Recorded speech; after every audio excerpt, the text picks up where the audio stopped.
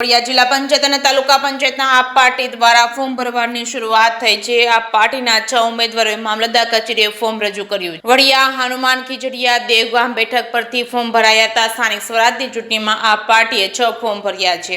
જે.કે. સિંગુદર સાથે રાજુ કારિયા વડિયા।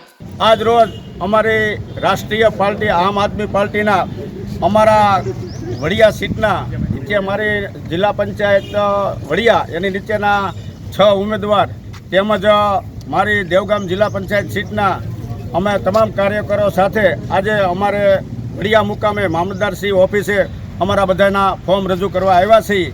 તો અમે આશાને અપેક્ષા રાખીએ છીએ આમ જનતાને કે આ વખતે પરિવર્તન લાવો અને એ જ છે, એ માટે બીજું કોઈ વિકલ્પ નથી। એટલે આમ આદમી પાર્ટી જિંદાબાદ।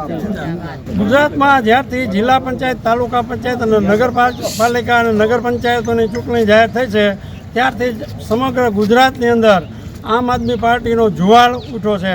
વડિયા કુકાવ તાલુકામાં વડિયા જિલ્લા પંચાયત સીટ નીચે આવતી 6 તાલુકા પંચાયતની સીટ અને જિલ્લા પંચાયત વડિયા દેવગામ અને મોટી કુકાવની સીટની અંદર ઉમેદવારોએ અતિ ઉત્સાહથી ઉમેદવારી નોંધાવી છે અને લોકોનો પણ એટલો પૂર્ણ સહકાર અમને મળ્યો છે અને મળે છે તે તમે આપ સૌ જોઈ રહ્યા છો।